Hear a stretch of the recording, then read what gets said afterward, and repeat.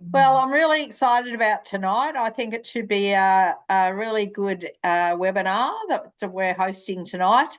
I'm Kathy Mapelson, and I'm going to be chatting with Annemaree Docking. And the topic is drought resilience for properties. We've already had one of these webinars, and we focused mostly on the soil aspects of drought resilience. And today we're going to be talking about water, property management, pasture protection, and a lot of other things. So I welcome you, Annemaree, and hand over to you to get things going. We also thank the Gary White Foundation for their sponsorship of these webinars. It's with a lot of forethought that they chose this topic for us, and we're really happy to present these on their behalf. Thanks, Annemaree. Thanks, Kathy. And thanks so much to Cardinia and West Gippsland Equine Land Care for inviting me here today, and to the Gary White Foundation for sponsoring this series of webinars. It's a great initiative.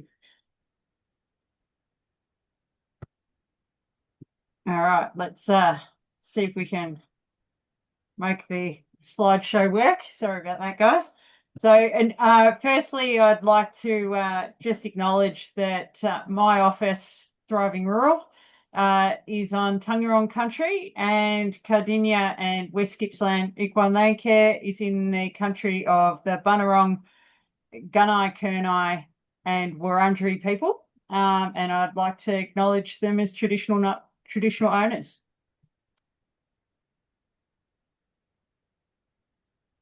A little bit about me before we get started. So I am Annemaree, and my company Thriving Rural offers design and planning support to landholders, farmers, horse owners, and basically my passion is helping people realise their dreams on their rural properties, hence Thriving Rural. I've been working in the industry for a bit more than 30 years, which is indicative of my age, so we'll just scoot past that. But I spent 15 years in state and local government for my sins, but the horses have been the most constant thing. And I've had horses in my life for over 40 years now, and they are definitely still a passion, and I ride any day I get a ride in is a good day. And then in my spare time, I'm still studying this PhD. We'll get there in the end. Very good. Okay, so today we're going to cover a few different things. We're going to look at our current weather situation and outlook, because it is an interesting one, and we have some interesting seasons ahead of us. So we're going to look at a bit of feed water budgeting to make sure that we can get through this tough season ahead. And then we're going to plan for recovery and hopefully increase our resilience for the next time a tough season happens for us. So the recent weather has been really interesting, and I seem to end up talking to people about drought when it's been really wet. Yes. So if you see, this is the recent rainfall. This is just July rainfall across the state. And we've had some really high rainfall, particularly through the central areas. But as we get across into Gippsland and into our northwest corner as well, we haven't had quite the falls that we've seen elsewhere. But there's a likelihood that more of you are dealing with cold and mud and that sort of thing at the moment than you are dealing with a drought scenario. But it has been very uneven across the state. What has been consistent across the state is it has been very mild temperatures. And so even though it's been wet in some areas, we have had a very mild winter, and we're well above average for most of the state, and with our far eastern tip being highest on record. And this is an ongoing pattern for us, that we're consistently breaking these records, which is something that we need to be concerned about. So the forecast for the next couple of seasons is really driven by this strong El Nino, which has been established. Now, you can get into a whole heap of details about sea temperatures in various locations, and I'm not going to go into that level of detail. If you want to look at it in detail, there's some great information on the Bureau of Meteorology website, or on the NOAA website, which is a US website, about it. El Nino means different things for different parts of the world, but for southeastern Australia, it generally means hotter and drier. Okay, so it looks like the El Nino will be with us until the end of summer at the least, and that's going to have a heavy impact on our coming spring and summer. Within saying that, it's a forecast, okay? And with climate change, we've had an increased variability, that these established patterns are not necessarily as consistent in their results as they used to be. But El Nino gives us an indication for hotter and drier spring and summer. It also indicates an increased bushfire risk. So that needs to be part of your picture and part of your preparation as well. But there are many other influences at play other than El Nino. So keep an eye on your forecasts. So I've listed some tools here, and Nikki and Mel will send out this presentation to anyone interested after this evening's webinar. So you'll have these details on hand. But, you know, the bomb, yeah, as I know that they're a forecast, and I know that the old cliche is that they never get it right, but they do know their gig. So they've got a lot of information there, and they're definitely worth spending a bit of time with and getting your head around the 3 monthly forecast. They release weekly updates if you want to sign on to their newsletters. So they're definitely worth looking towards. The second link I've put here is it's a kind of a cute little series called the Climate Dogs. And if you haven't come across the Climate Dogs, they are a great cartoon series that explains the 6 major drivers that influence our climate in Victoria. So that's definitely worth having a look at, and we'll give you some more information around the El Nino factor as well. Ag Victoria, they've got 2 really good resources that I look at very regularly in regards to weather, and that's the Fast Break, which is a newsletter, and then they have the Very Fast Break, which is a short video summary, and it is a really good snapshot to look at every quarter to know where things are headed for the coming season.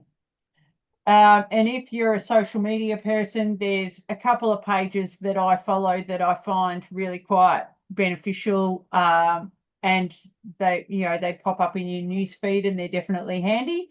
and that's the Higgins Storm Chasing page, and Your Weather Channel JWC. They both have been pretty consistent with those. That's great, thanks. Yeah. So as we said, these are going to be available as a set of notes for everybody afterwards. Right. Rightio. Now, getting through the season. Putting together a feed budget is a really valuable exercise to do, regardless of the season that you're going to have ahead. And I do it every year. And my timing is generally, I will think about the coming 12 months every spring. And the reason that I do it about then is because everyone's cutting hay in, well, depending on your area, but November, December, January.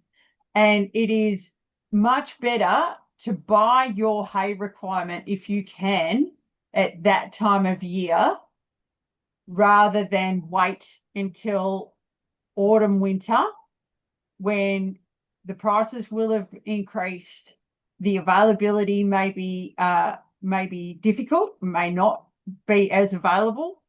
And for me, it gives me a great deal of peace of mind to know that I have enough hay in the shed to see me through the season. So basically a rough feed budget, and this is assuming that you have no pasture access. Okay, so worst case scenario, you budget on a daily fodder requirement of 2 to 3% for maintenance of your horses. So a horse weighing 500 kilos is going to have a daily fodder requirement of around 10 kilos as fed. Okay. Now, that obviously goes up if your horse is lactating or growing a foal, or if they're in heavy work, or if you're trying to get weight gain on a new Project Hope horse, or you need to vary your budget according to the animal that you're dealing with. And the other thing to think about is your average hay weights. Okay, so an average small grass hay bale is around about 20 kilo. A large 5-foot round is around 300 kilo. Now, a word about round bales. There are so many different sizes of round bales on the market now, and I've seen. Look, some of them are great. That the smaller rounds are a bit easier to handle. 300 kilos of hay is a lot to get around if you don't have a tractor and front end loader. And I've heard them lovingly referred to as ladies' bales, which I think is gorgeous. But obviously, the smaller the diameter of the round bale, you're going to have less hay. So just make sure that you budget on the weights, and also have a think about feed testing as well. Yeah, you can get an idea of the quality of feed by looking at it. But if you have real special needs kids, so those of you with metabolically challenged horses, laminitic prone, any of those that need extra care, I'd be going for feed tested pasture hay, or other to meet your requirements, because the data will help you make clear decisions. Yep, that sounds good. Okay. So how many, I know it's how long's a piece of string, especially when we're dealing with with an El Nino season. But if we can anticipate or at least estimate how many days until we're going to have pasture available, that gives us an idea of how many days we need to supply that particular animal. Now, there are a range of different responses. If you have too many horses on your property and you're not going to get recovery, or you're not going to get the regrowth of pastures, then you're going to have to potentially consider alternatives, agistment. You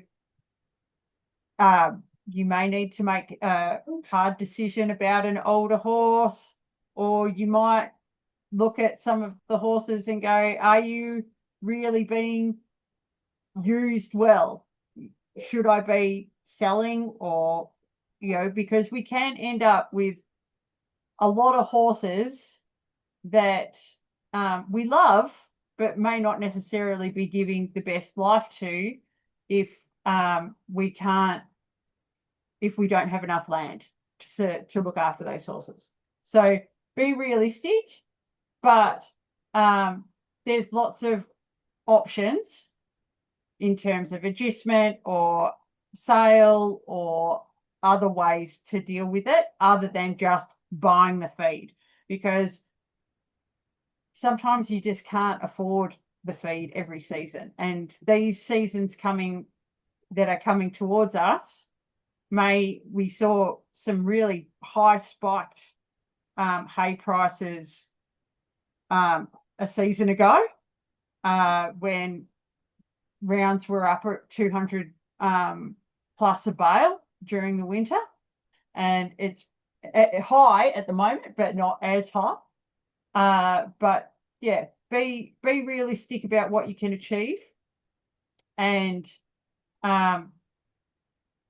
don't wait until the last to make decisions. Be realistic about what you can do. Okay. This feed budgeting that I've outlined, it's a really basic approach, and you can go into a hell of a lot of detail if you want to. And there are nutritionists out there that can help you. Feed Excel online is a great great resource, and it basically you can plug in your current pasture, your current hay availability, and it can work out a hell of a lot in terms of getting your diet balanced for the horse that you're managing, or the horses that you're managing. Ultimately, for maintenance, if you use quality fodder, you should get a good result. Now, when I say quality fodder, you do not need to go out and buy the best prime lucerne and the best rye clover hay that you can get a hold of, because most horses don't need that unless you have high-powered thoroughbreds in full work, or if you've got lactating mares, that sort of thing, then you need good, like that high energy feed. But for most of our horses, we just need throughput, actually.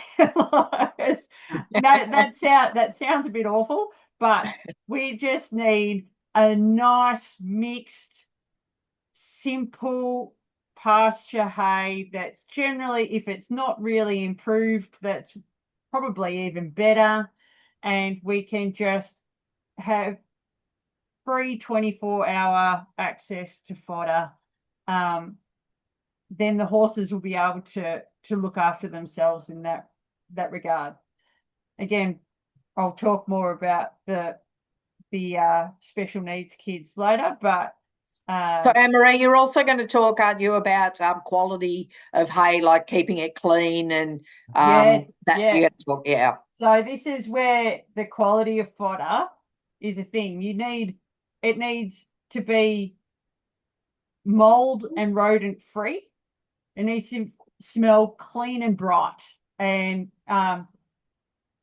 we all know, that sweet smelling, nice grass hay. I mean, put your nose into it, and if it smells musty, don't feed it. It's Yeah. not good hay. But it doesn't need to be the really improved high energy hay, but it does need to be clean. It needs to be mold free. It needs to be rodent free, and keep it shedded. If you can keep your round bales shedded, great.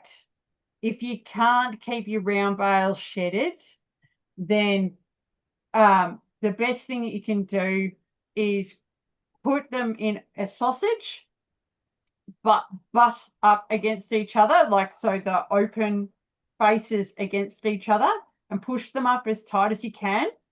And if they're well wrapped, they'll kind of form a thatch. And I've fed round bales out that have been in some weather after 12 months, 2 years. And generally, there's a couple of layers that aren't so great on the outside, but the inside is still good. Yeah. But for the best bet, if you can shed them, great. But for your small bales, they must be shedded and keep them up off the ground. And even condensation can spoil a really nice lot of hay. So even just tossing a tarp over them just to make sure that they stay fresh is great. So in addition to your fodder, you need access to clean water at all times, a salt or mineral lick, or you can use a mineral supplement, but at minimum a salt lick. And as we were saying earlier, for maintenance and even for those in hard work, your hay and grass and roughage should make up the majority of your horse's diet. And your grain and concentrates, they're just icing on the cake for those that have earned it. Okay. So no one at my place gets any hard feed except a tiny little bit of chaff with their minerals mixed into it, unless they are working.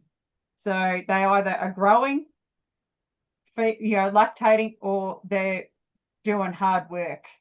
Otherwise, I don't spend my money on hard feed. And I think, Annemaree, do you mind expanding a little bit on the mineral supplement or the salt lick? Is that just in the drought situation, or is that just because you're on hay? no, well, look, a salt lick, horses won't get enough salt, even if they're on good pasture, or you need salt regardless Okay. of the drought situation. And that need will go up as temperatures increase, as water intake increases in hotter weather, and with work and that sort of thing. So you need to make sure that the salt is available, whether that's in salt lick, and it doesn't have to be fancy pink Himalayan salt. It can just be regular salt. Okay. You don't have to spend a huge amount of money on providing the salt to your horses. Minerals, be careful of the mineral licks. They generally contain molasses, and sometimes the molasses can encourage them to eat more of the mineral lick than they really need. Okay. Yeah. So just if the horses seem to be regulating themselves okay with it, then leave them to it. But if you see In the photo here, there's a chestnut flat boy of mine, and he'll bite off 007 blocks in chunks if he has an opportunity. Sometimes you may prefer to just give a tiny, particularly to fat boys like Amadeus, who's the chestnut in the photo, a tiny bit of chaff with a mineral supplement in it, just for peace of mind, to make sure that they're getting everything that they need. Look, it's up to everyone to make choices around mineral supplementation. They probably won't die.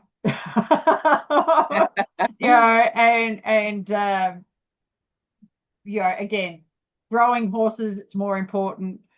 Horses in work, breeding stock, but you're as a part of maintenance, they will get an awful lot out of their hay, out of their grass and grazing. But salt is the main one, and if you are interested in going further down the rabbit hole, then certainly do some reading. There's lots of information around mineral supplementation, and as I said, Feed Excel is a great online resource that you can punch in the information about your animal, and you can get a pretty good idea of the energy requirements, the vitamin and mineral requirements for your horse in your situation. And then always listen to the horse. Like, they're the ones that'll tell you if you suddenly see poor feet or poor coat, start asking questions. That's they will tell you when they're doing well. And if they've got a bright, shiny coat and their feet are good and their manure looks good and they're happy in themselves, then there's probably not much that you need to change. You're doing something right. Exactly. Yeah. Exactly.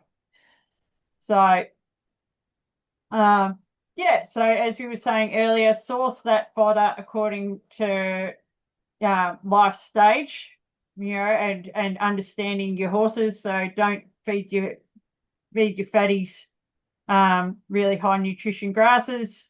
Lots of native grasses or naturalized grasses.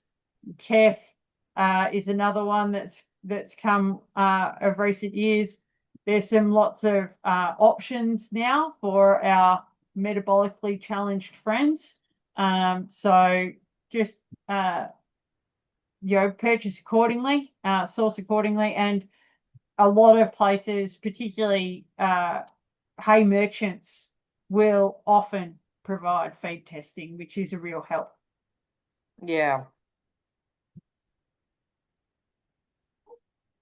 Now, water budget. This is something that people can take for granted, but if we're going to go, extended periods without rain, we do need to think about, do we have enough water to get us through, not just feed?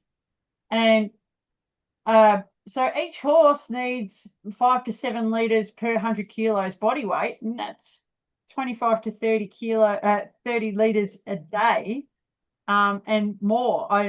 On real hot days, like if you get those 40 plus degree days, you will probably double that, if not more. So you need to know that you have the water on hand. And depending on the number of stock, like horses, yes, any other livestock are, once you get into the realm of carting water, running into town to fill up at the standpipe and to bring water back to the farm, that gets very expensive and very old very quickly. Okay. It doesn't take long for a few horses to work through one of those 1,000-litre IBC tanks. So our preference is to have it on farm, whether that be, if you're one of the lucky people town water. Uh, if you're like the rest of us on rural blocks, dam water, bore water, and tanks. So you need to know that your source is appropriate, that if you're using bore water, that it's not too salty, that it's not that it's palatable to your animals and is within ranges that they can take physiologically, because some they'll drink the water because that's the only thing they've got access to. But if the saline's too high or other mineral content, it may make them unwell. Tank water, just how much is in the tanks. I've included a dam volume calculator, which is really good to estimate how much water you have on hand in your dam. Thankfully, that's one of the bonuses for a lot of us who have had these recent rains. A lot of our water storages are full, so it does take out one of the stresses in the situation. But yeah, just make sure that you've got the water on hand that you need for the livestock that you've got on your property. The other thing is having the ability to move the water. And so having appropriate pumps, backup pumps as well, is definitely something that you need to have in mind, because if you can't move that water, it can become really difficult. Okay. Now, fences. When your grazing is low, I noticed today my horses are in a paddock at the moment where it's pretty muddy because the whole property is muddy. They're in a paddock and they're going to trash that paddock, but I'm not going to move them to trash more paddocks. So we're operating on this paddock at the moment for the time being until things dry out a bit.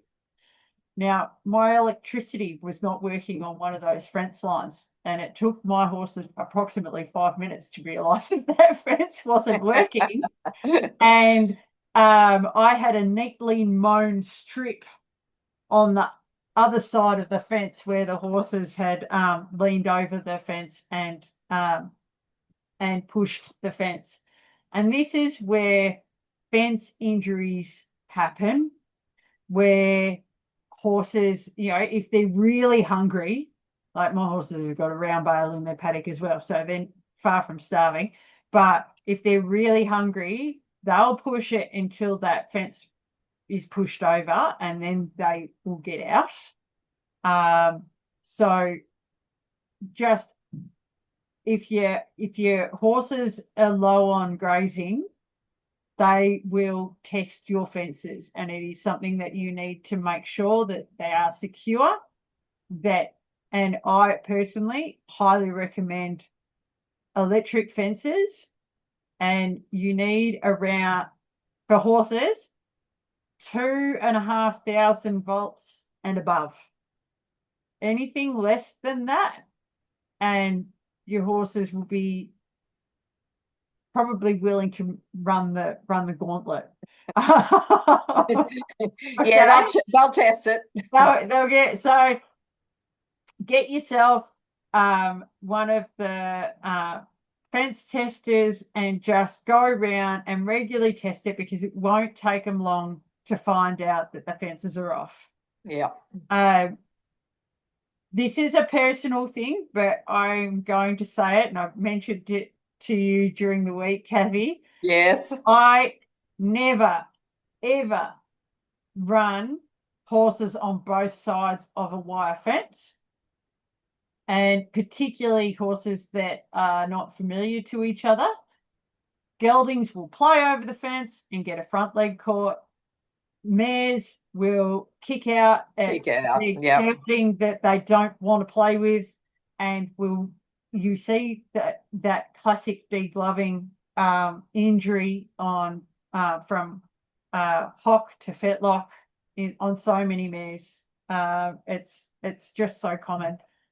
So if they can't touch noses with a wire fence in between, you're going to avoid a hell of a lot of problems. So electric fencing and never horses on two sides of a wire fence. Okay, and if your horse Sounds good advice. yeah, it was an old horseman I worked with many years ago who he put that idea in my head. He never ran horses on either sides of wire, and that piece of horseman wisdom has served me well. So I share it whenever I can. Very good. Okay, so if your horses are hungry, we all know that hungry horses don't think well.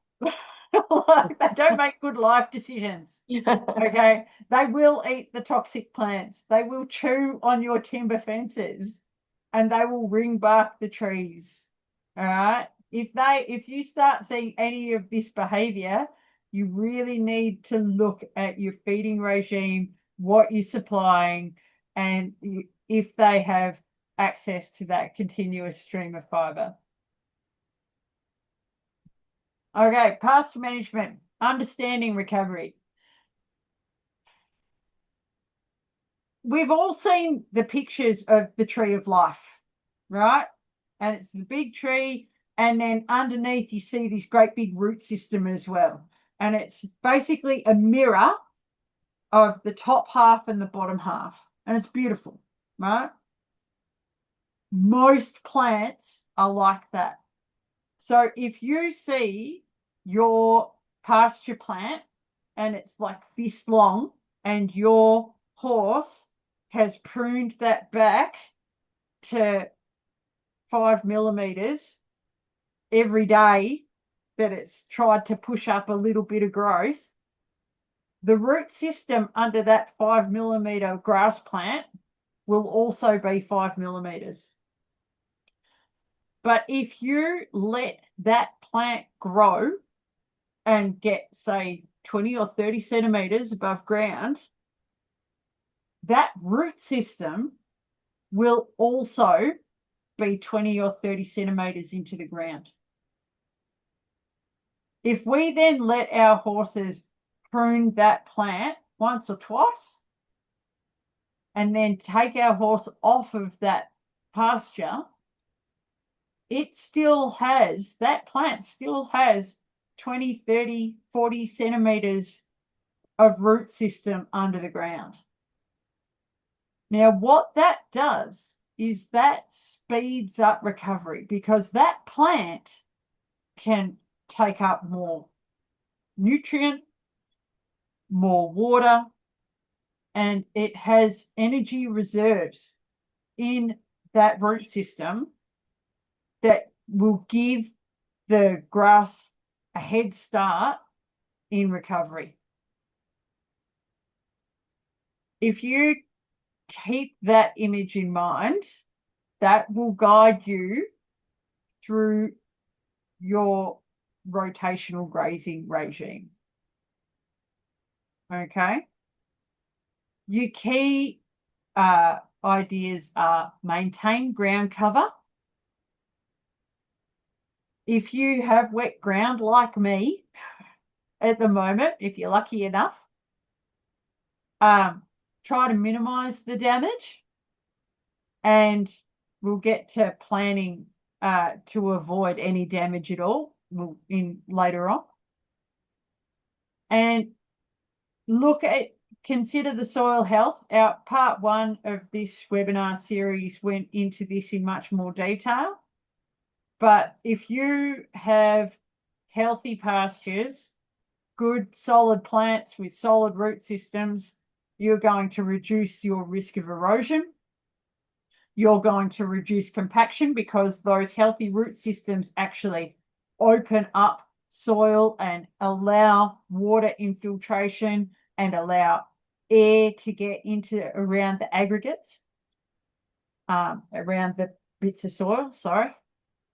And so good pasture management and allowing pasture to recover after it's been under pressure will protect your soil. And your soil is a commodity that you cannot replace. So once it's gone, it's very hard to rebuild. Pasture species composition is also worthy knowledge. It can be hard to learn, but if you start just collecting a few plants here and there, I'm sure the Equine Land Care Group will run grass identification workshops come springtime. Yes, we've got a few of those. Yes. Thanks, Kathy. Looking forward to it. By understanding the different pasture species, annuals versus perennials, what you're looking at, you try to foster a perennial pasture swathe, but they all have their place, and you will be able to foster recovery better if you start understanding how these different pasture species grow. It will also help you identify weeds in your pastures. And one of the most common problems we have in horse pastures is our annual weed problem. Specifically, generally, Cape weed. Yeah. I get lots and lots and lots and lots of questions about Cape weed. And basically, Cape weed is just, it's a messenger telling you that your grazing regime is not right. Okay? You are overgrazing. If you have bare patches of ground, Mother Nature will slap on an annual plant to protect that soil. And that's exactly what Cape weed is. It's what Patterson's curse and a whole wild radish. Well, yeah, a whole range. Mother Nature's got a lot. Yeah, and she'll put something there. Because bare ground is an abomination in the eyes of nature. You don't see it. Yeah. It's very quickly grown over.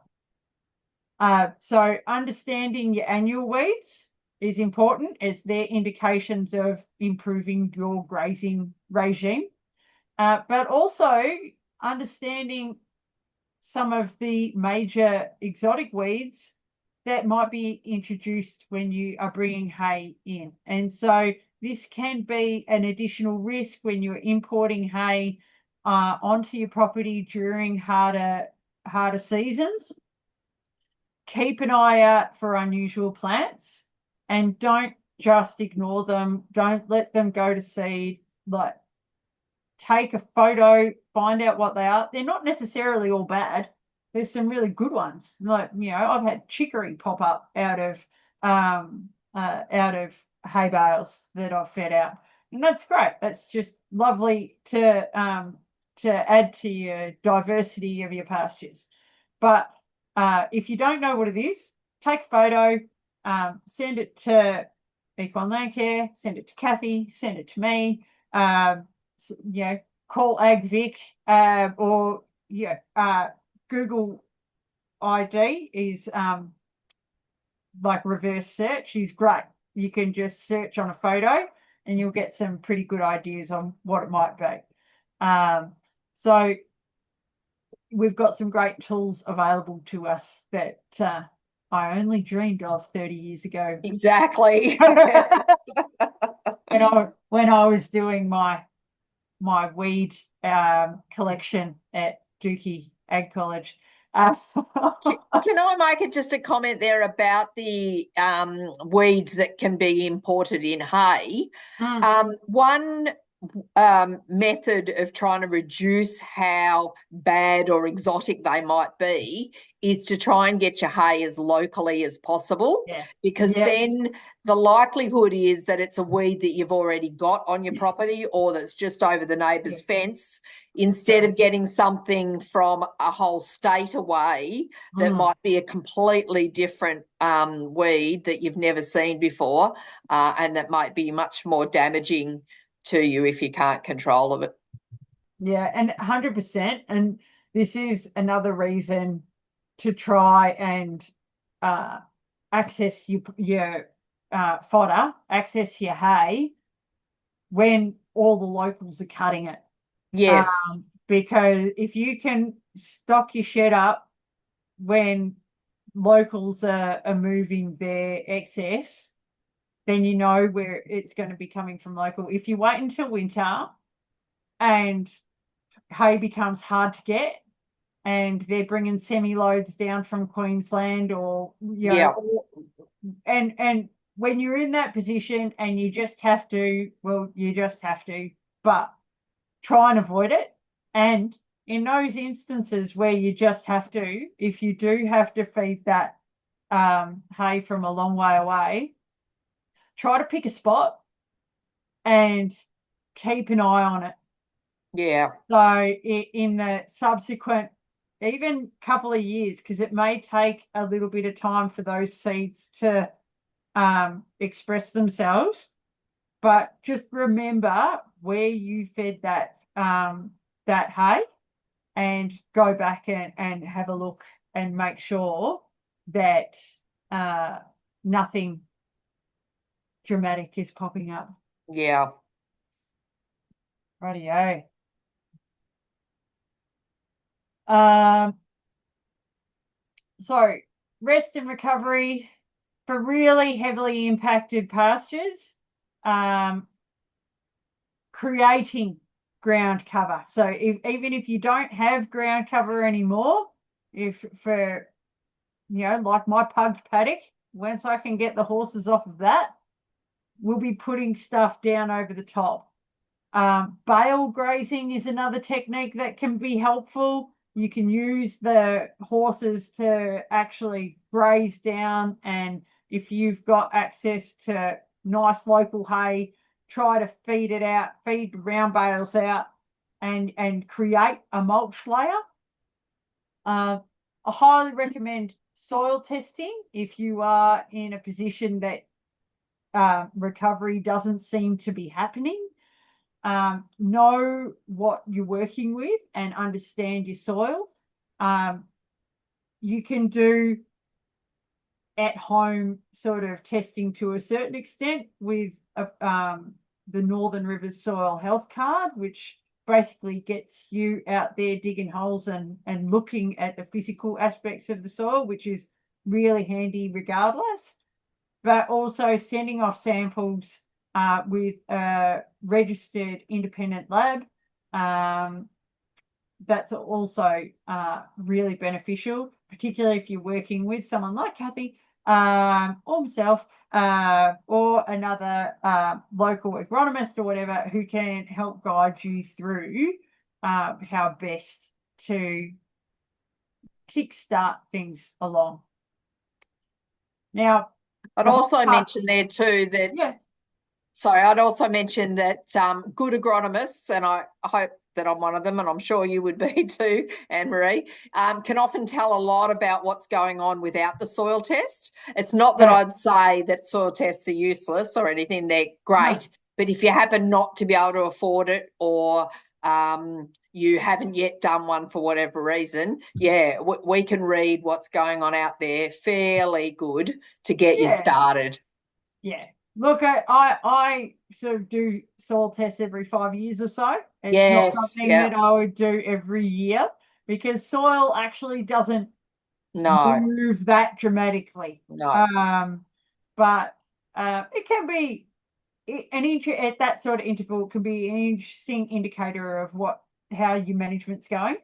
Um, but be fairly aware if you get an agronomist that comes in and gives you the hard sell on lots of synthetic Yes. fertilizer. Says that they're going to spray out your whole paddock, plough it up, and re-sow with 2 or 3 species. Run. Yes, I agree. Okay. So that's not going to serve you well. And most pastures, particularly for horses, if you get your grazing management right, the pasture will recover just fine, and you will end up with a nice mixed pasture swathe that will not blow your horse's mind or blow your horse's feet or And blow your budget. and blow your budget.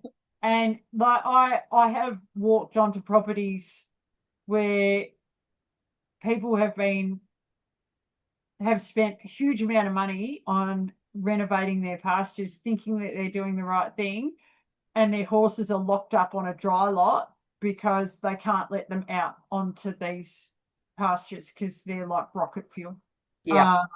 So just you're probably better off with whatever's in the paddock, just a little bit better management. Yeah, time and care is a great healer. But Yes. you can use design to plan to avoid heavy impacts. So let's have a quick look at that. So there's a range of different designs now, and we've now been talking about this for a while, which is great. You see lots of different ideas. Track systems are one that's really common, particularly for our fatty friends that need movement and but less access to green feed. That they can be really handy. My favorite, and I am still working towards it, to be brutally honest, hence why my horses are in a wet boggy paddock as well. My design of choice is the Equicentral design, which was originally developed by Jane and Stuart Myers. And some of you may be familiar with Jane's book, Managing Horses on Small Properties. They've got a great amount of literature online if you want to go and check them out. But the basic principle is you have a dry lot, or it could be your arena or a set of yards or whatever else, and all your paddocks basically are accessible off of those yards. And you can, to rotate your pastures, you just close a gate or open a gate. You can see in this example here, they've closed the gate into this paddock and the horses are currently grazing this paddock.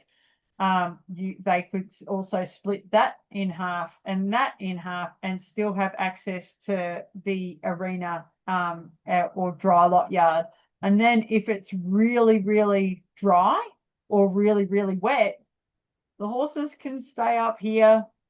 They've got water, they've got shelter, and they've got space to move around. This can be a great design, particularly because what generally happens is they will go out to eat, but particularly if you keep the water out of the paddocks and just keep the water up here in the yards, they will come back, and just the time that they hang out or loaf or stand in the shade or have a bit of a sleep, they'll come and do that up here in the yards rather than wearing out your pasture.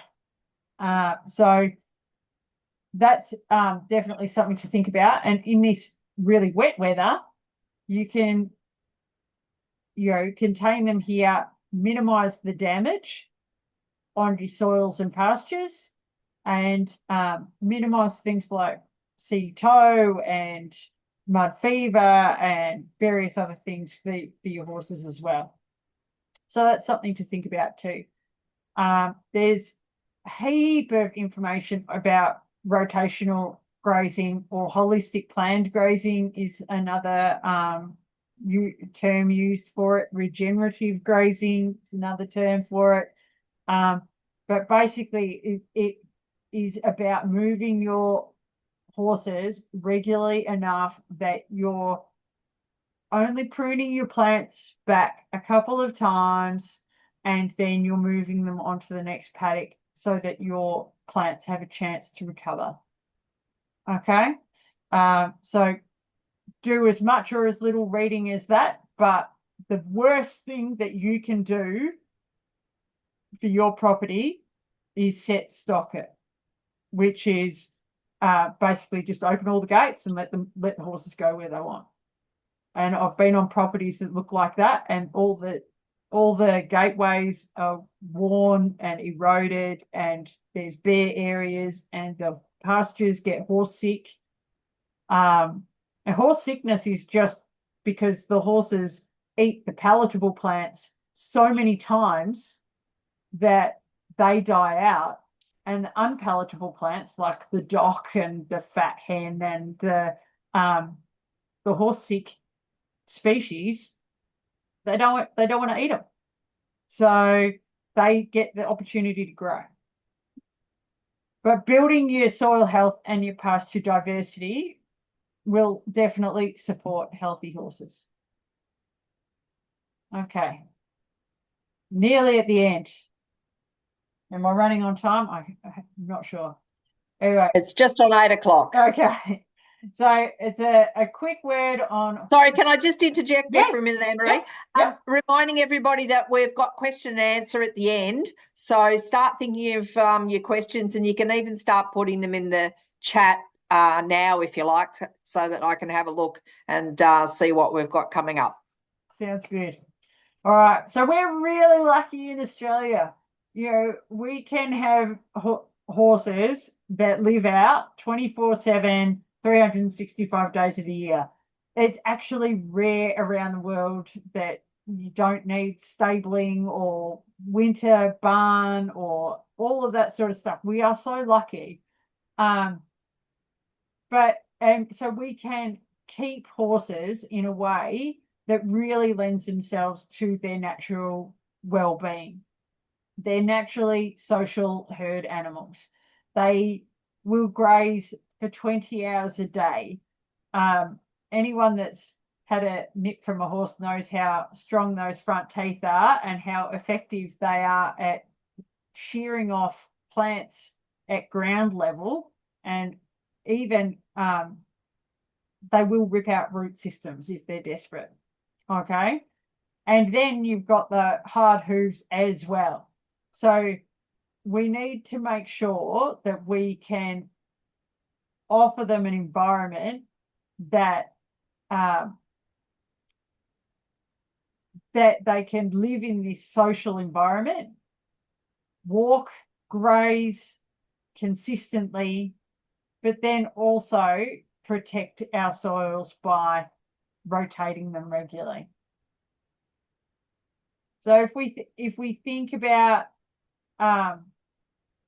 the 5 domains, we've got the basic care and physiological needs of the animals, but if with good design and a lot of thought into how we manage our horses, we can really offer them a good life in terms of their foraging behavior, their movement and exercise, their communication and mental stimulation, and their social behavior.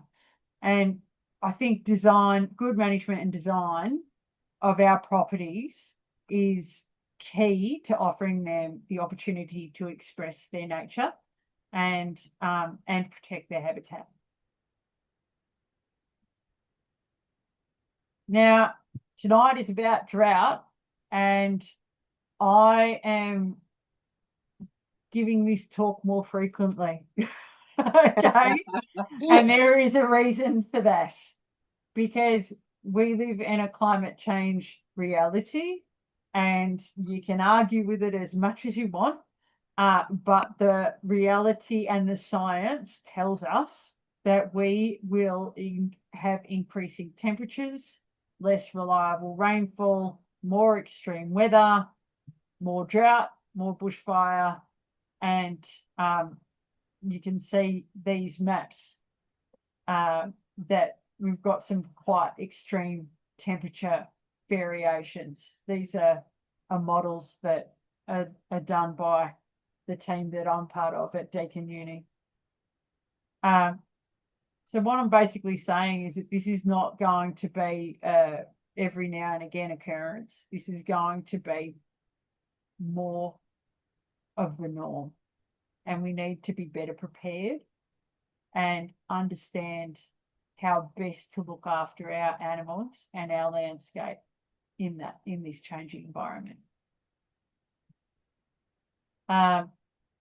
Given that I'm a designer and whole farm planner, I am a fan of planning, and this is the framework that I use for whole farm planning, and this will help you build resilience.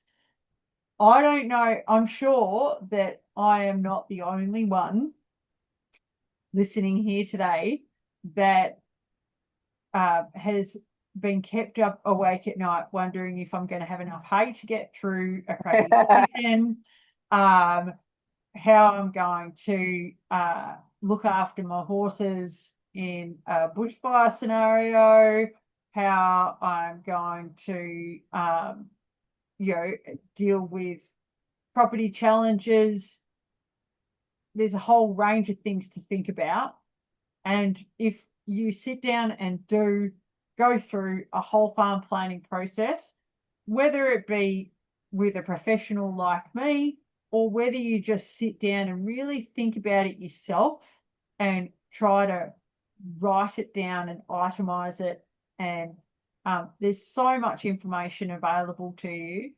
But if you can try to make a plan, it really can alleviate those sleepless nights, and it makes you more adaptable as the environment and the weather and circumstances change around you. There's the things that you can't control, the weather and the climate, and there's things that you can, how you respond to that and how you prepare for that. So the whole farm planning framework is here and available for you to use. Please do. And if you find yourself in a situation where you need help, I'm more than happy to help, as I'm sure Kathy is, and any of the land care, equine land care community would definitely be willing to help too. All right, that's me riding at Snake Island on young Toby. Oh, fantastic. And that's me in my details as well. And please don't hesitate to get in touch if you need support or you have any questions. But yeah, now time for questions from the floor. Thanks, Annemaree. That was really inspiring, and it helped put it all in a nice, neat little package that we can get our head around. I've got a few questions coming up here already in the chat, so that we might start those off. Yep. So Marianne and Ron are asking, how long can they keep hay in the shed before it's no good? Depends on the hay to a certain extent. But couple of years, if it's well stored. It's not so much how old's the hay, it's how well has it been stored, how well was it cured when it was cut, and if it smells clean and bright, feed it.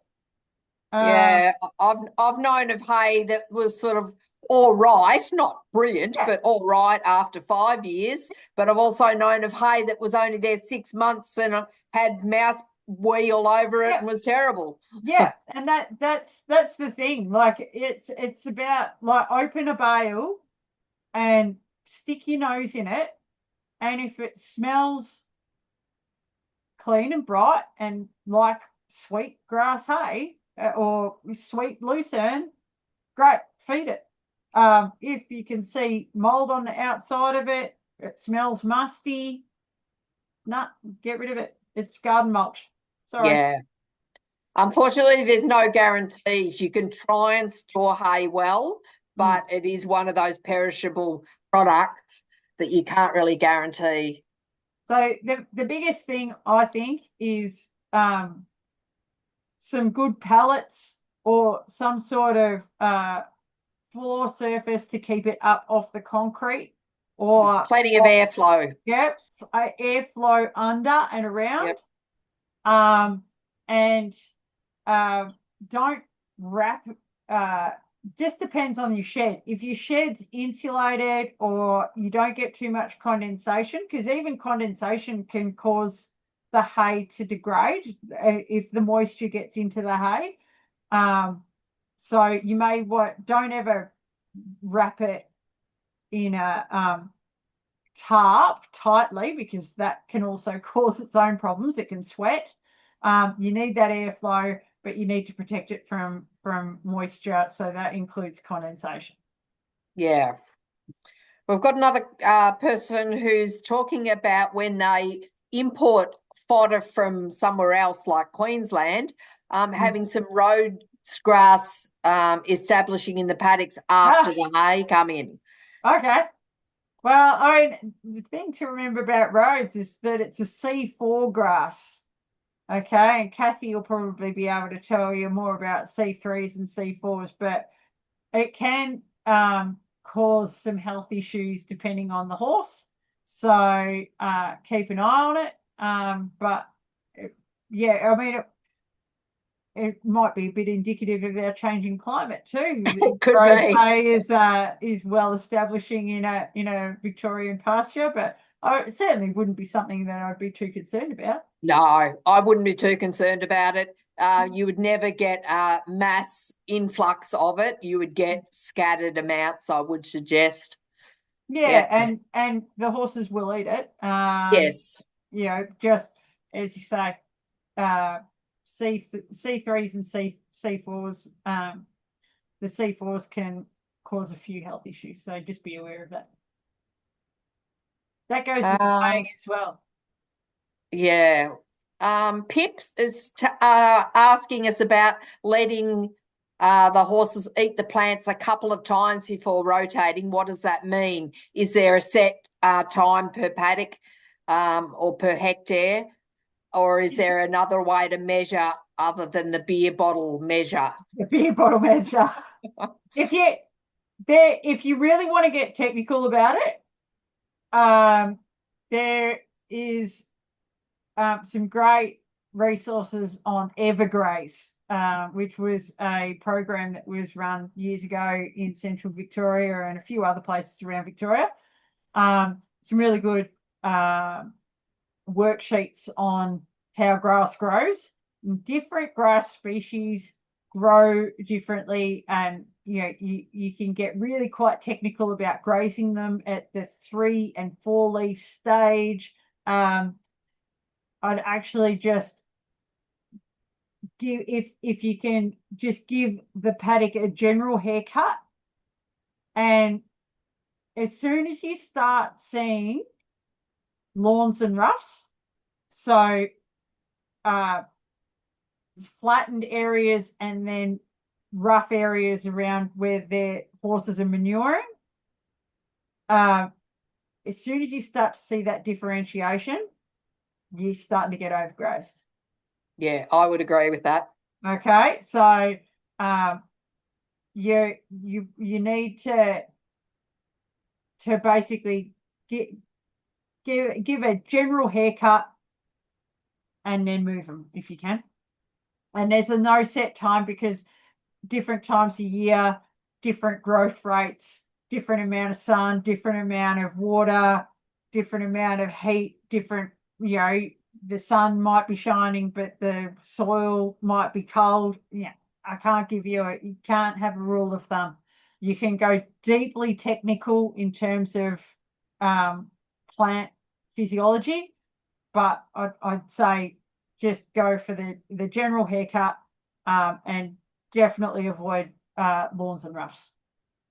Yeah, I'd agree with that too. I get a bit frustrated with the stubby bottle of beer that you're going to take out to your paddock to measure it. And I've actually seen I don't drink, so that's a problem. Yeah. I've seen a number of paddocks that have been totally undergrazed to the detriment of their health by people waiting too long to when they graze. And that normally we would think that horses would overgraze, but some owners are causing undergrazing just because of lack of understanding that plants do need to be grazed and remove a lot of that dead old growth.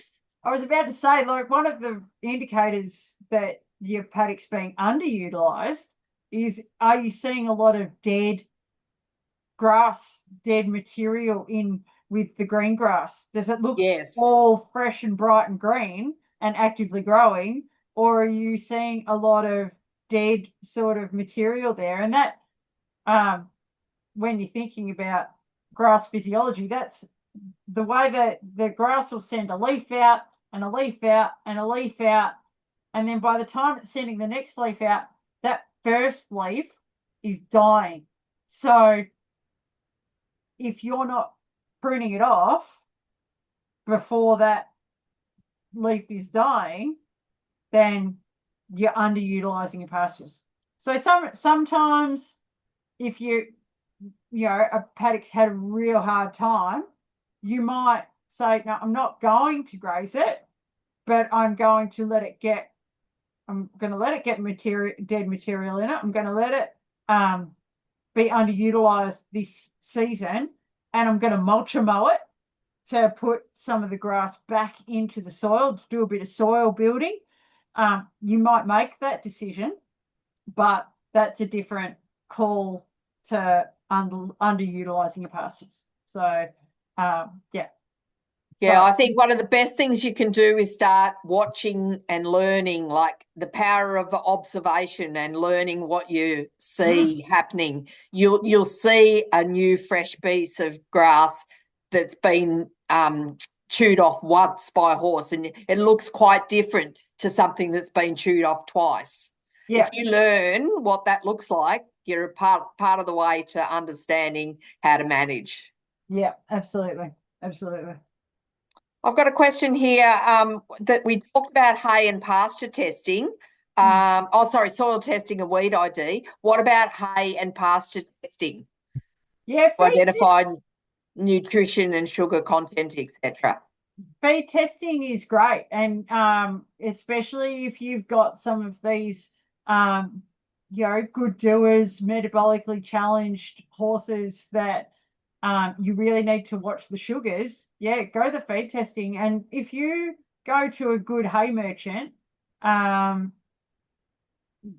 they will generally supply feed tested product. They will, if you ask for a feed test, you might be paying more for the product overall, but they know what they're selling. And so that can be handy. But you can also then do your own feed testing as well if you want to buy a batch of hay. But if you've got a real difficult keeper in that regard, I'd definitely ask a hay merchant for their feed test. You can also do pasture testing, and basically you harvest a bit of pasture and then you turn it into hay by oven drying it so that it doesn't go mouldy on the trip up to the feed lab. And you can get pasture tested very similar to hay testing if you want to. This is a question for you, Kathy. Do you have a lab of choice? I don't. No, I don't. I don't do a lot. I sent my samples up to one in Queensland that just slips from my memory at the moment. But yeah. I've Sweat used to do all my soil and water testing, and they've closed, and I haven't. Yeah, they're finished. found a new lot lab yet for that. But yeah, I haven't done any feed testing for a little while, so I was going to pick your brain. But anyway, Sorry, can't help you on that one. Someone's got an interesting question here. They said that they bought some hay and did smell a bit of mold. And when they rang the supplier explained that there was one weed that does smell a bit moldy. They did take back some bales and did check them and got back to me. Would either of us know what weed the supplier is talking about? I can't swear on a webinar. I think that I would not believe him. I would say I'd give him a bit of benefit of the doubt, and I would say that some weeds are very moist and they don't cure as well as grass, and because they don't cure as much, they are a bit more moist in the hay, and they could go a little mouldy in the hay. So that's my statement about it. Issues. Definitely would cause issues. Yes. Yeah. But there's no specific weed that I'm thinking that he would be talking about. No, like any sort of like a thistle or any sort of meaty kind of plant that gets wrapped up into a hay bale, it's not going to dry at the same rate as grass and clover. So yeah, you're going to end up with something moldy, and that will cause mold of the plants around it, and that is still something that I would not feed my horses. Yes. Yeah.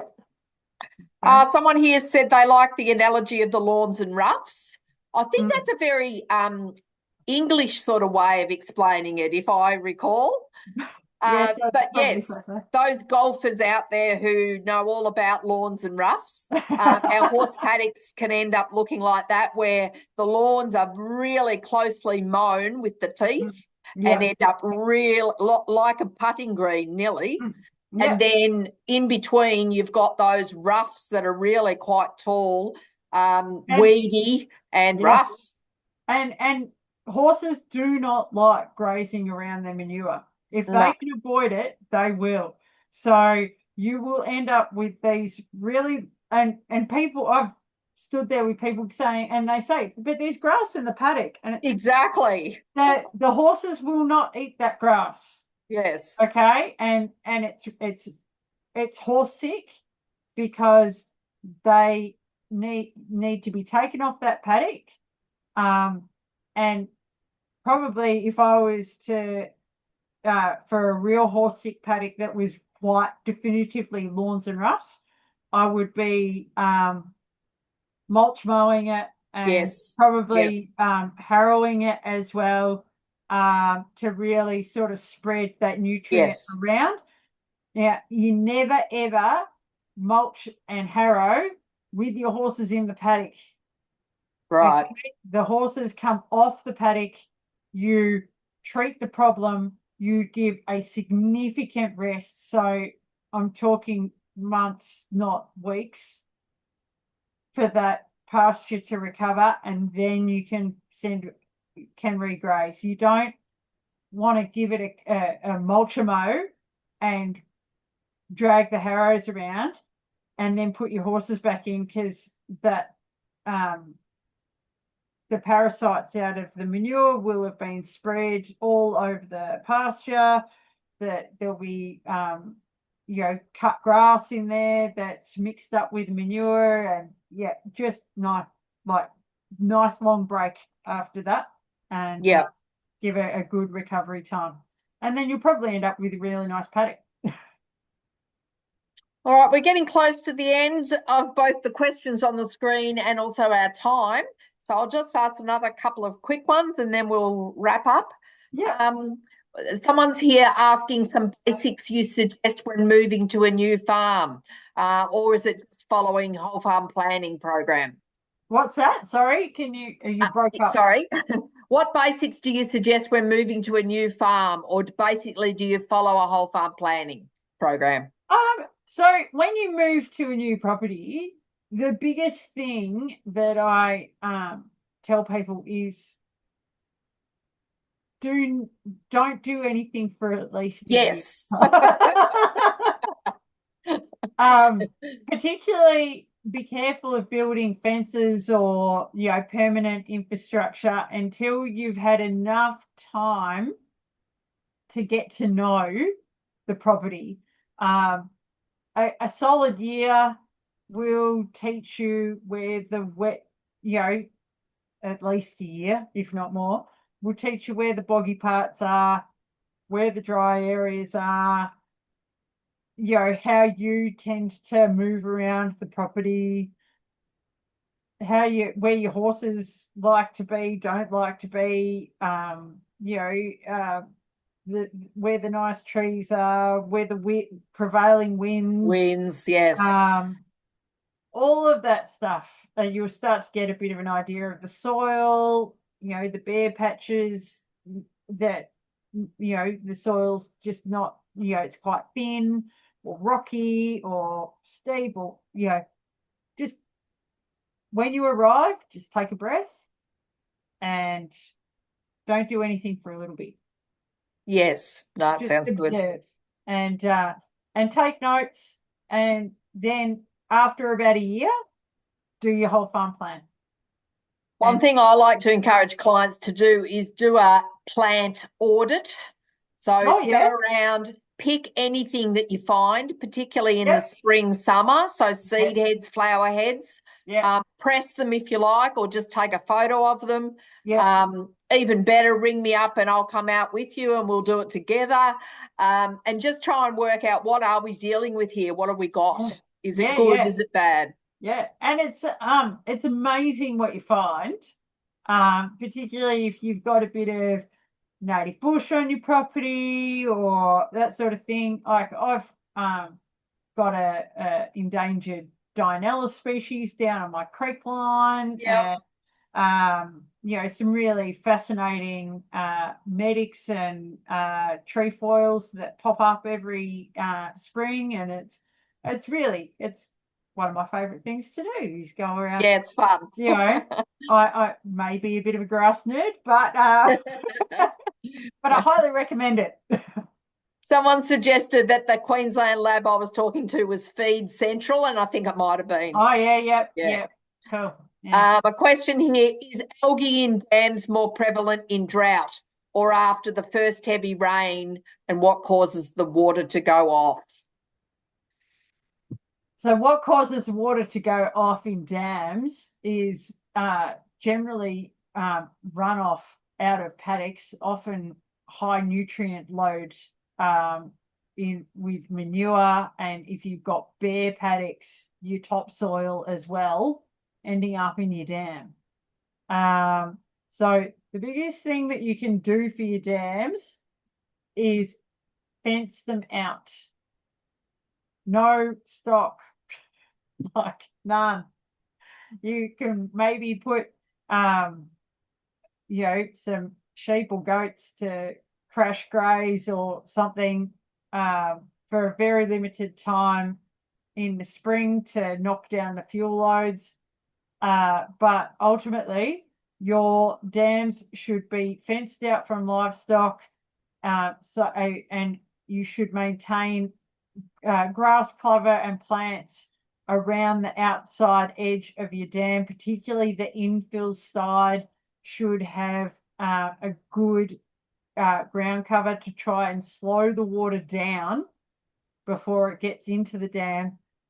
And that helps the manure, the organic matter to drop out of the water before it flows into the dam as much as you possibly can. And when we've had some, like a few weeks ago, we had 100 150 mils in 48 hours. Right. When it's pretty hard to slow water down because Yes. but I generally, even so, my dams are fenced out and well vegetated around it, and it definitely helped. water going off, getting algal blooms, and toxicity is generally due to nutrient loads, and that is the main thing that you're trying to prevent. Also, just pointing out that some of what you might be calling algae might be water weeds. Yeah. So things like azolla, which a lot of people call algae, but algae itself, the really bad blue-green algae, is just like a scum on the surface. It's not chunky like an azolla. Yeah, and you can, if you've got really healthy dams, you can have plants like water ribbons and various lilies and all sorts of stuff. Yeah. And that's fabulous habitat for fish and insects and oh look, the dragonflies and damselflies and that sort of stuff that you see are beautiful. They're amazing, and they help feed the frogs and yeah, it's a whole little ecosystem. Yeah, whole thriving ecosystem, and it's beautiful. We're a lovely place to spend time. We're lucky to have access to these sorts of places on our farms. Yeah. Well, that's the end of our questions there, Annemaree. And we're right on time for our hour and a half. So I'd just like to thank you very much for that really comprehensive overview of drought and drought resilience on our farms, and some really practical tips as to how we might go about achieving those things. So I'll hand back over to Nikki now, I think. Yep. Thank you very much. Thank you, everyone, for attending. Just so that everyone knows, I'm going to send out the recording. If you haven't sent me your email, please send it to me so I know to email it to you. And our address, which will come up soon, but I'll just read it quickly, is cwgelg@gmail.com. So that's Cardinia and West Gippsland Equine Land Care Group. That's the slide there. Also, feel free to look at our Facebook page or become a member. There's a QR code. It's $15 for the year. We do all these for you, all these workshops. So if we get members, or even if you're not a member, just if you want something covered, just send us an email or something so that we know what people want to see and hear, and what sort of field days they like. There are also other land care groups around. There's Mornington Peninsula Equine Land Care. That slide was up before, and there it is. And Yarra Valley and Equestrian Land Care, if you're in those areas, feel free to email them if you want to ask them any questions, or if you want to join them or look them up on Facebook. There are a few more new equine land care groups too. I think there's one up in Macedon, and I think there's one near you too, Annemaree, but I don't know their names yet. There's a Surf Coast one starting over on the other side, past Geelong. Okay. Yeah. Right. So I'll try in the future and find out and put those details on our. Yeah, look, I think it's the whole equine land care movement is such a valuable resource to the Victorian horse owning community, and I really encourage people to join, even if you're going a little bit out of your footprint or your local area to find a group. It's really valuable for horse owners to be part of the solution around land management and land care. And if we can bring horse owners together in these groups, then we can access more funding and more support, and